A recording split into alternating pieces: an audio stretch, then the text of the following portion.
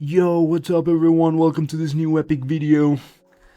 What's up? Today I'm gonna be talking about anatomy a little bit and giving you some demonstrations on how to approach anatomy by me, the way that I just do it, the way that I like approaching anatomy and drawing it. Yeah, excuse this type of like new format videos I'm experiencing with right now.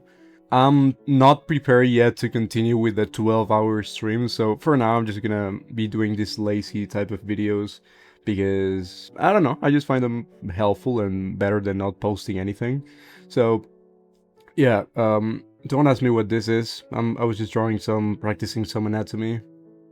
I hope YouTube doesn't censor this video because of, like, the PPs, because YouTube age restricted my latest video because I said I said fuck on the title. It is important to practice perspective. Even if your goal is to learn anatomy, it is still very good to know perspective. And when I say it is very good to know perspective, I mean that is essential and that you will not be able to learn anatomy if you don't know perspective. Because you then realize that learning anatomy has a lot to do with attaching things and visualizing the muscles as something that you can attach and detach from the body.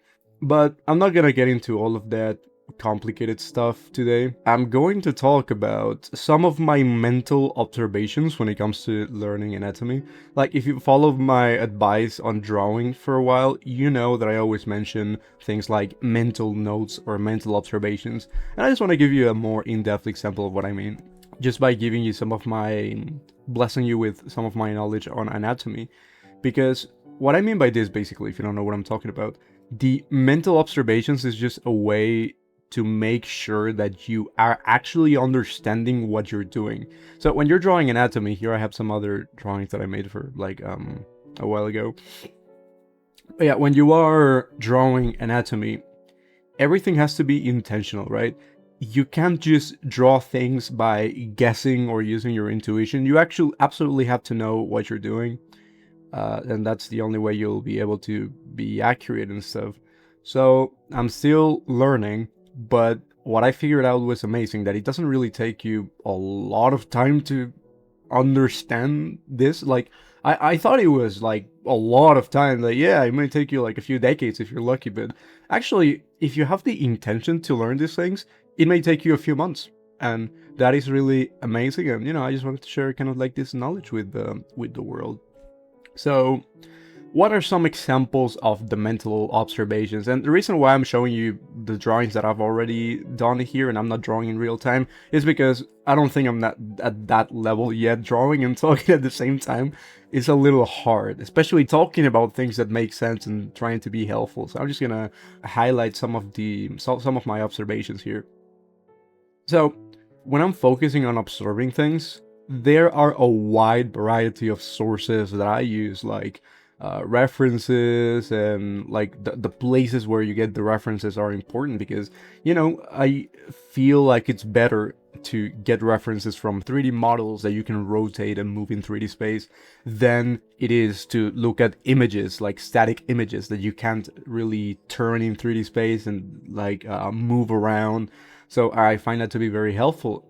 And what I've been like observing a lot, like this is all about observations. If you really want to be good at improving this, it's all about observing at this point. It's no longer about drawing too much. Pretty much about just being mindful when you are looking at things. When you're looking at, for example, I was looking at this bodybuilder competition. Let me fix the shoulder a little bit. It's looking kind of off.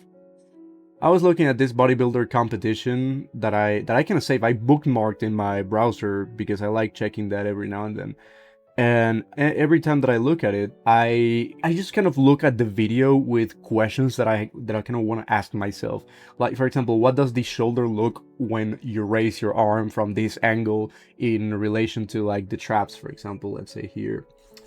I'm not guessing, right? I'm not trying to guess or use my trying to remember what it looks like. I am trying to remember what it looks like, but I just already kind of know this stuff, right? I know that when you raise your arm, the trapezius is kind of gonna squeeze back. It's gonna roll back and spread all like on the back. And when you raise your arm, the shape is going to be different than when your arms are like lowered or when you are actually squeezing your back, or when you're lat spreading, the shapes change a lot.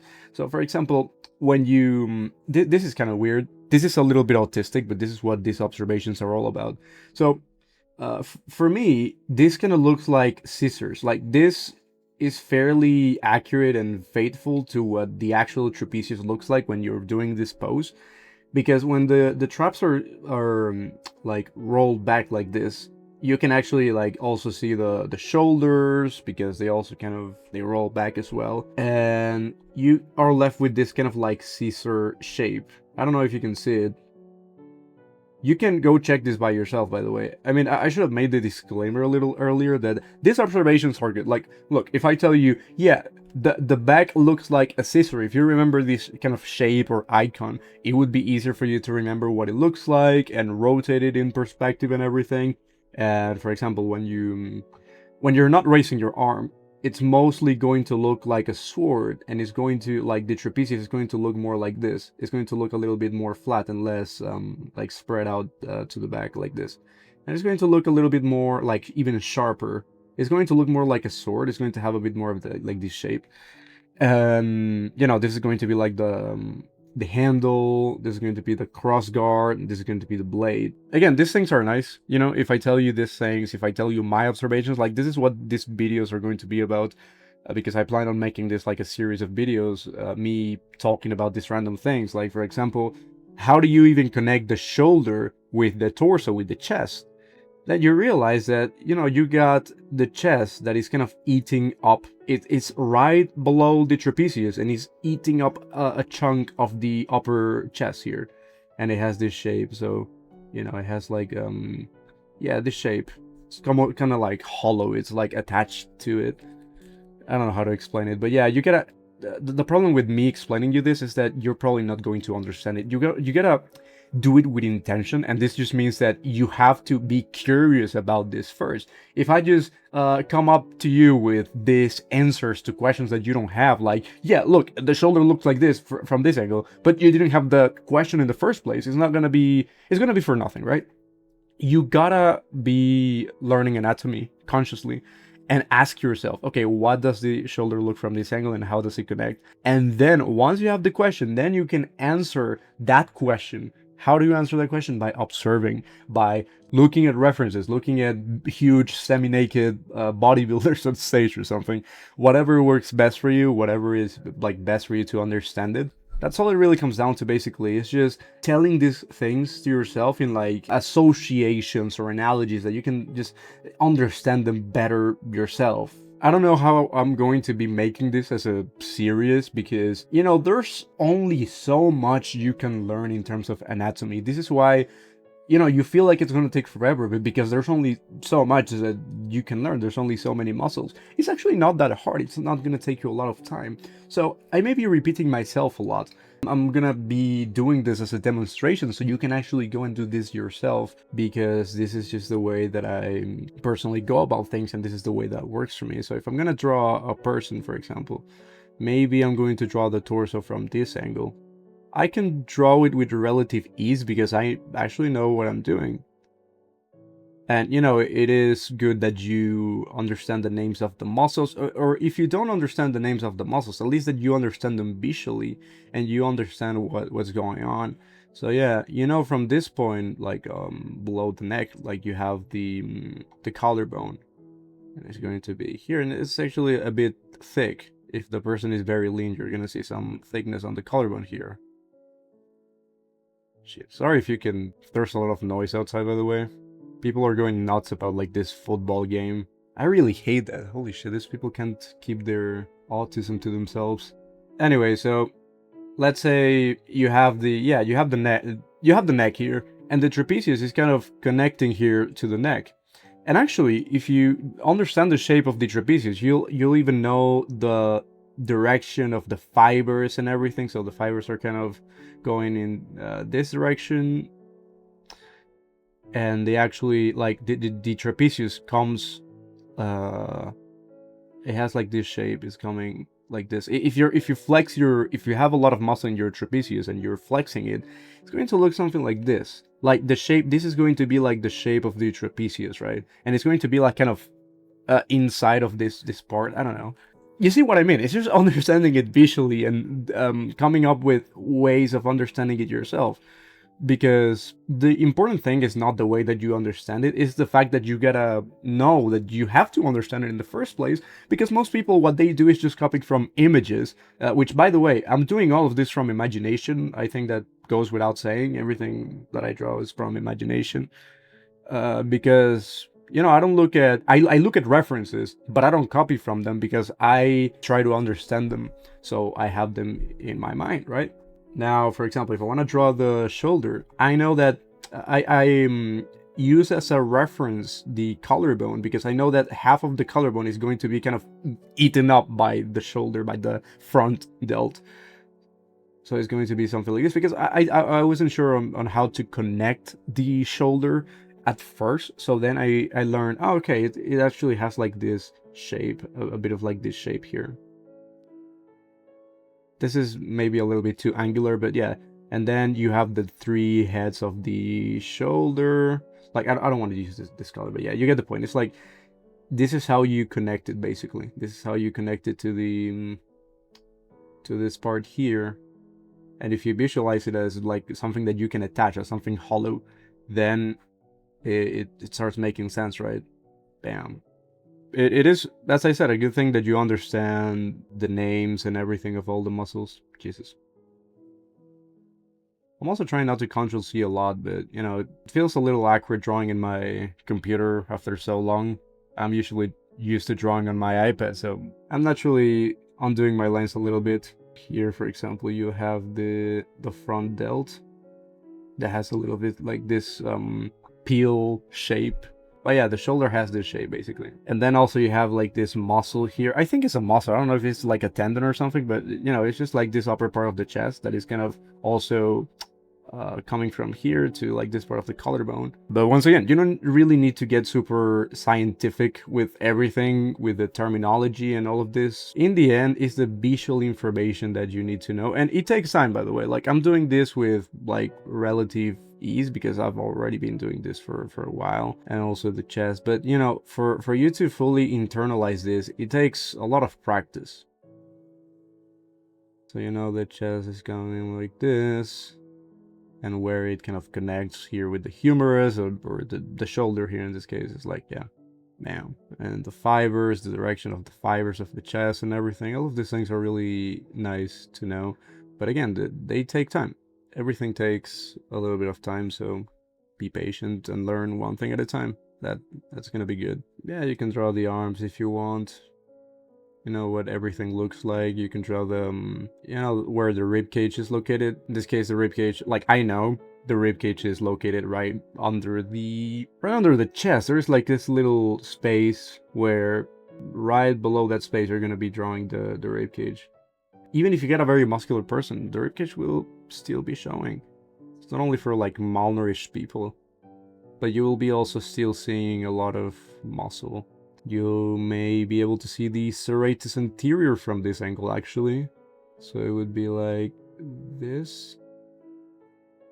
Drawing the serratus anterior is kind of tricky sometimes. You kind of understand things like that, the way that the serratus anterior is kind of covered by the lats. The way the lats are covering the serratus anterior, so you're only going to see this part of it that is kind of right under the chest here. And then here, all of this part here, if you use the nipples here as a reference, all of this part is going to be the external obliques. So it's going to be something like this. Yeah, you're going to have the obliques here. And this will allow you to draw the muscles in any perspective, in any angle, without having to think too much about it. But the thing is that you gotta learn perspective first. If you don't know perspective, like, I was neglecting perspective for so long without thinking it was that important, because in my mind I was like, man, I'm just drawing anatomy. Why would I need to learn perspective for this? I don't need to. Yeah, great mistake. Trust me, it does. It does make the difference. Making things interact with the things that you draw, it's like the most important skill that you can learn. It's not even a drawing skill. Perspective is not even a skill that will help you for drawing or like the drawing itself, but for being able to connect things in 3D space even before you draw them, which is really, really cool. So yeah, here you can draw the butt. And it's like, ooh. Okay. I'll control myself. And then you do the same thing for the legs. And by this, I just mean that you learn to draw the muscles, or not even to draw the muscles. You don't really learn to draw the muscles. You understand the muscles, just like if you can imagine like a medicine student would learn anatomy. You're gonna learn anatomy the same way. You're gonna learn the muscles the same way. You're gonna learn the same resources. You're gonna use them, and that is always going to be to make things faster when it comes to learning. Sorry if I'm mumbling too much. Like, again, I tell you, I'm not very good at drawing whilst talking at the same time. So yeah, excuse me for that. And I recommend you study very muscular people as well, because when you do that, then you can also, like, you learn the complex muscles and everything, and then you can simplify them. You can decide to simplify them. Also, if you go to the gym and you look jacked and sexy like me, you can just look at yourself in the mirror, and honestly, you can just study just from looking at yourself, and you'll still learn a lot as well. That is an amazing way of understanding the way that things move. And when you, like, because, you know, the muscles stretch. The muscles will stretch. If you raise your arm, for example, and you have a lot of muscle in the chest, like this. When you raise your arm, the chest, instead of being like this, it's going to be like this. First, the collarbone is going to tilt like this, and it's going to kind of follow the shape of the shoulder as well. And this is going to make the chest kind of stretch like this. So you're not usually not going to be able to see the bottom part is like going to disappear, because it's going to just stretch. It's going to spread like this, and you're going to see way less of the trapezius because it's going to kind of squeeze back. But if you only do that with one arm, you'll be able to, you know, keep the other intact like this, and you will have the other pectoral like this intact. I don't know if it makes sense what I'm talking about here. Yeah, it is basically it. And if you have a lot of muscle, well, you may still even have a little bit of density here on the bottom. And then here, you're not going to be able to really see the shoulder, because the shoulder is going to be like pulled to the back. So maybe you'll have a little bump here, but you know, this is all that you are going to get in terms of shoulder. And it's also the same thing for the head, for example. If you know what the human skull looks like and you do the same mental observation thing, you're gonna be able to get the proportions to look better as well, and to understand where things connect and go. The cheekbone would be here. If the eye socket is here, then you know where everything goes. So you can start anywhere, because you know where things kind of connect with each other. You know, the nose is going to start here on like this part, and you're going to have a little bump here. And if you look at the skull from this angle, you're going to be able to see like this crease here. I believe from this angle. It's a little tricky. If you do everything with intention, you're not going to be guessing what things look like and where they go. And this is how you'll be able to draw without even making a sketch. Making a sketch is not going to be necessary, because you already know where things go and everything. And this is basically how you draw without even making a sketch or anything, because you already know where things go and what things look like, so you don't need a sketch, because you're not trying to guess what things look like. You already know what things look like, so it's basically almost like you're tracing from your brain. It's like the knowledge that you already have, you're using those resources. So that makes it way easier to draw when you actually understand how things work. And this is something that most people for some reason don't do. And this is something that I struggle with so much personally. Like, I've spent so much time copying from pictures or from other artists, because I didn't know that it was even possible to understand things to this extent where you can just draw them. So yeah, I hope this was a little useful in some way. If it wasn't, don't worry, because I'll be making a lot of these videos, hopefully, and I'll be making up for the shitty advice that I'm giving here. But I'm gonna do my best to help you, not to teach you what I know, but to teach you how to study things and how to learn them like I did, because I think doing these things with the intention and the curiosity is more important than just me mindlessly, or not mindlessly, but giving you the lessons if you're just mindlessly going to try to copy or, you know, make this shift into the way that you approach learning art and anatomy, things like this. And yeah, also learn perspective. If you haven't taken the time to draw a bunch of boxes and stuff, you're messing up. Just draw a bunch of boxes and practice perspective and drawing a lot of mannequins and everything. That's gonna help you level up a lot your drawings.